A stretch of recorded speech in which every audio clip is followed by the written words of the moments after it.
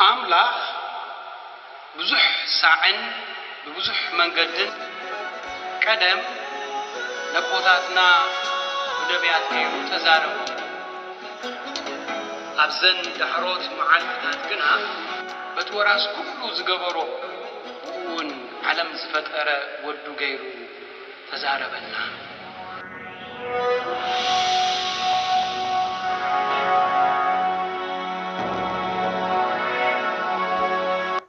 ناي علوتو أمناي لاتين قداسية زنبام نبابات قال أملاخ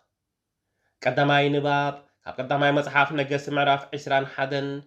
فقد عصرتو شوعتك ساعة فقدي 21 እግዚአብሔር ድማ ንኤልያስ ተሲብኣዊ ከም ዝበሎ ተንስእሞ ናብቲ ኣብ ሰማርያ ዝነብር ኣካብ ንጉስ እስራኤል ውረድ እንሆ ክወርሶ ኢሉ ኣብቲ ኣታኽልቲ ወይኒ ናቡቴ ዘለዎ ወሪዱ ኣሎ ከምዚ ኢልካኻ ተዛረቦ እግዚአብሔር ከምዚ ይብል ኣሎ ቀቲልካዮስ ኣታኽልቲ ወይኒ ዶ ድማ ትወርስ ኣለኻ እምበር ኣብቲ ኣኽላባት ደም ናቡቴ ዝለሓሱላ ቦታ ደምካ ድማ ኣብ ኣኽላባት ኩልሕሱ እዮም ኣካብካ ንኤልያስ ኣታጸላእየ ይረኺብካ ንዶበሎ ኤልያስ ድማ ኣብ ቅድሚ እግዚአብሔር ክፉእ ክትገብር ስለ ዝተሸጥካ እወ ረኺበካ በሎ ቀጺሉኻ እግዚአብሔር ከምዚ ይብል ኣሎ ኖ ኣነ ክፉእ ከምፃልካን ከጥፍኣካን እየ ኣብ እስራኤል ካባካ ኣብ ዝውለድ ኩሉ ዓቢ ኮነ ንእሽቶ ወዲ ተባዕታይ ዘበለ ከጽንቶ እየ ስለቲ ዘቆጣዕካንን ንእስራኤል ድማ ስለ ዘሰሓትካዮምን ንቤትካ ከም ቤት ኢሮብዓም ወዲ ናባጥን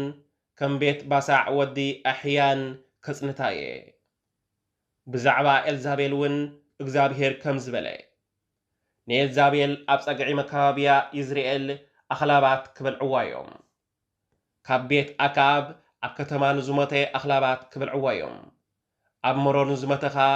ዓዋፍ ሰማይ ክበልዖ እየን ሰበይቱ ኤልዛቤል ትድርኾ ነበረት እሞ ኣብ ቅድሚ እግዚአብሔር ክፉእ ንምግባርሲ ከም ኣካብ ገይሩ ዝተሸጠ ሰብ ኣይነበረን ንሱ ከምቲ እቶም እግዚአብሔር ካብ ቅድሚ ደቂ እስራኤል ዘጥፍኦም ኣሞናውያን ዝገብርዎ ዝነበሩ ደድሕሪ ጣዖታት ብምስዓቡ ብዙሕ ፍንፉን ነገር ገበረ ኣካብ ዝረባ ኤልያስ ምስ ሰምዐ ክዳውንቱ ቀደደ ማቓ ተኸዲኑ ጾመ ኣብ ማቓ ድማ ደቀሰ ጉህዩን ሓዚኑን ከዓ ይኸይድ ነበረ ሽዑ እግዚአብሔር ንኤልያስ ተሲብኣዊ ኣካብ ኣብ ቅድመይ ርእሱ ከም ዘተሓተስ ርኢኻ ዶ ኣብ ቅድመይ ርእሱ ስለ ዘተሓተ ነቲ ክፉእ ኣብ ልዕሊ ቤቱ ብዘመኑ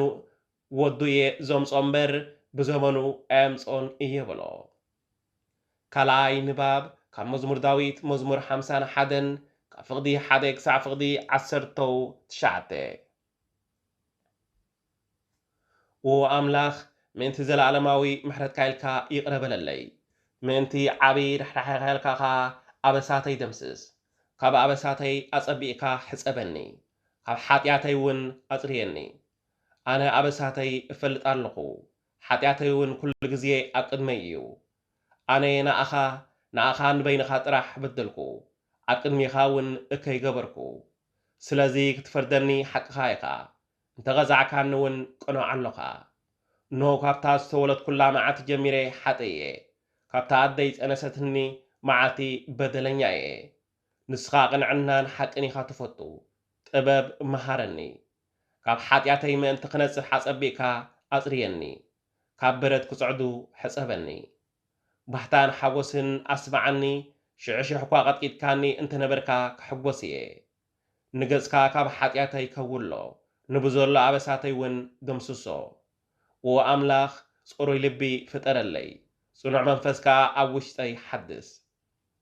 ካብ ገጽካ ኣይትደርብየኒ ቅዱስ መንፈስካ እውን ኣይተግድፈኒ ሓጎስ ምድሓንካ መለሰለይ ፈትየ ክእዘዘካ ደግፈኒ ሽዑ መንገድኻ ንሓጣን ክምህሮም እየ ንሳቶም ድማ ናባኻ ክምለሱ እዮም ወኣምላኽ ምድሓነይ ካብ ዕዳደም ኣናግፈኒ ቁኑዕ ከም ዝኽንካ ከዓ ብእልልታ ከበስር እየ ጎይታይ ምስጋናኻ ክነግርሲ ክእለት ዘረባ ሃበኒ መስዋዕቲ ባህ ኣየብለካን እዩ ንመስዋዕቲ ምሕራር እውን ኣይትብህጎን ኢኻ እትብህጎ እንተ ትኸውንስ ግና መቕረብ ኩልካ ነይረ ኦ ኣምላኽ እቲ ንኣኻ ዘቕርቦ መስዋዕቲ ትሑት መንፈስ እዩ ንስኻ ድማ ንትሑትን ዝተጻዕሰ ልብን ኣይትድዕቆን ኢኻ ንእምባ ጽዮን ብጸጋኻ ሰናይ ግበረላ መካባብያታት ኢየሩሳሌም ንደቕ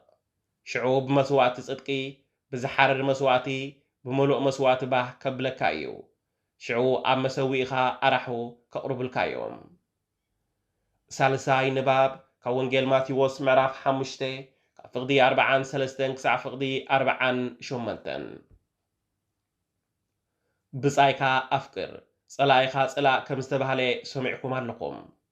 ኣነ ግን ጸላእትኩም ኣፍቅሩ ንዝረግምኹም መርቑ ውሉድቲ ኣብ ሰማይ ዘሎ ኣቦኹም ምእንቲ ክትኮኑ ንሱ ንኹፋኣትን ንሕያወትን ፀሓይ የብርቕ ንጻድቃንን ሓጥኣንን ድማ ዝናብ የዝንብ እሞ ንዝጸልኡኹም ጽቡቕ ግበሩ ስለቶም ጸርፍኹም ዝሰጉኹምን ጸልዩ ይብለኩም ኣለኹ ነቶም ዝፈትውኹም እንተፈተኹም እንታይ ዓስቢ ኣለኩም ተቐበልቲ ቀረጽስ ከምዶ ይገብሩ ኣይኮኑን ንሕዋትኩም ጥራይ ሰላም እንተበልኩም ተሃብኩምከ እንታይ ሓለፋ ገበርኩም ኣሕዛብሲ ከምዶ ይገብሩ ኣየለውን እምበኣርከ ከምቲ ሰማያዊ ኣቦኹም ፍጹም ዝኾነ ንስኻትኩም እውን ፍጹማት ኩኑ እዚ ቃል እግዚአብሔር አምላክ እዩ ቃል እግዚአብሔር አምላክ ተመስገነ